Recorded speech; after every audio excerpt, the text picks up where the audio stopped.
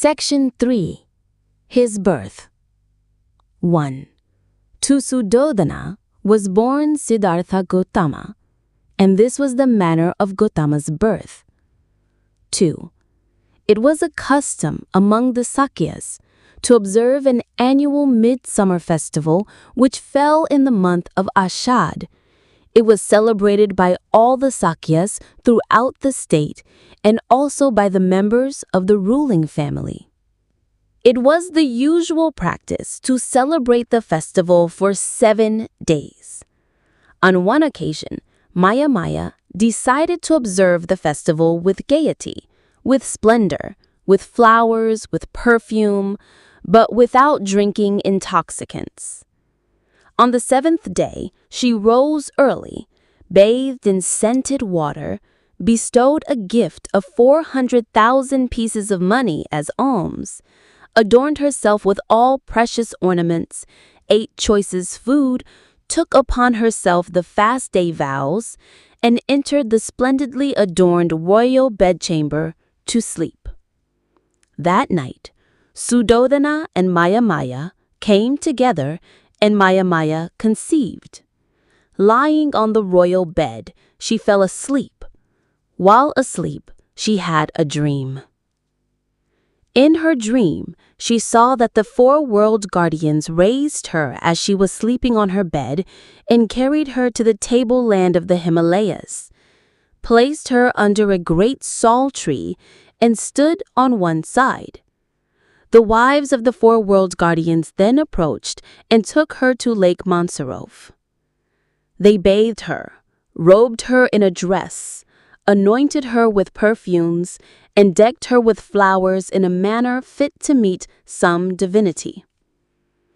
Then a bodhisattva, by name Sumedha, appeared before her, saying, "I have decided to take my last and final birth on this earth.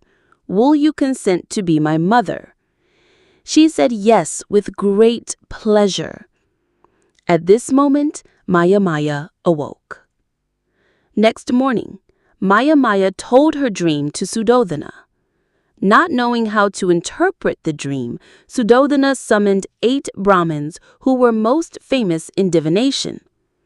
They were Rama, Daga, Lakhana, Manti, Yana, Suyama, Subhoga, and Sudatta, and he prepared for them a befitting reception.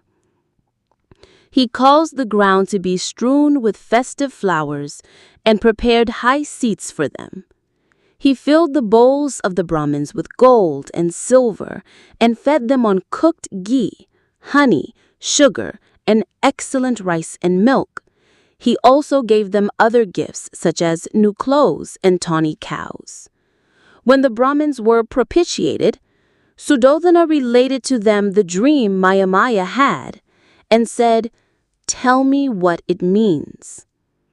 The Brahmin said, "Be not anxious, you will have a son, and if he leads a householder's life, he will become a universal monarch, and if he leaves his home and goes forth into a homeless state and becomes a sannyasi, he will become a Buddha, a dispeller of illusions in the world."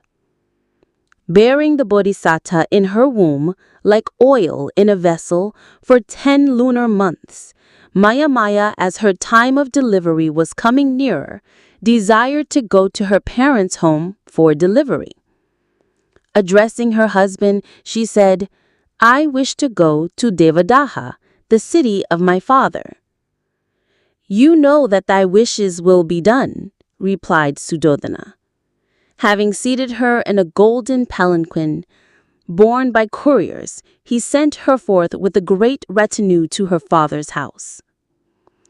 Maya, on her way to Devadaha, had to pass through a pleasure grove of sal trees and other trees, flowering and non-flowering.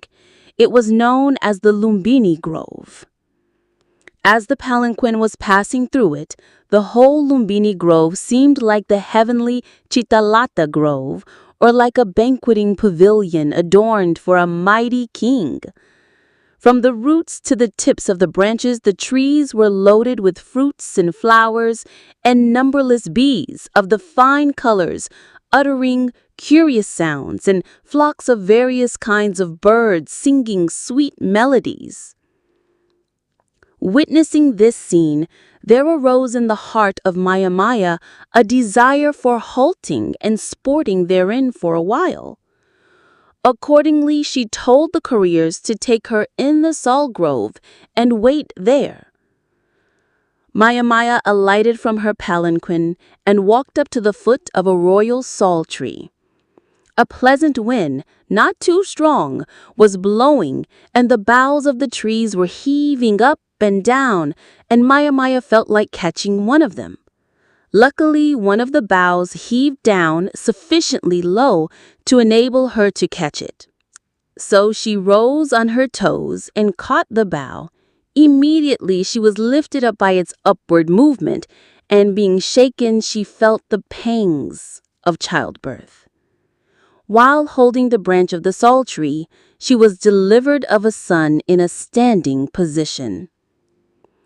The child was born in the year 563 BC on the Vaishik Purnama day.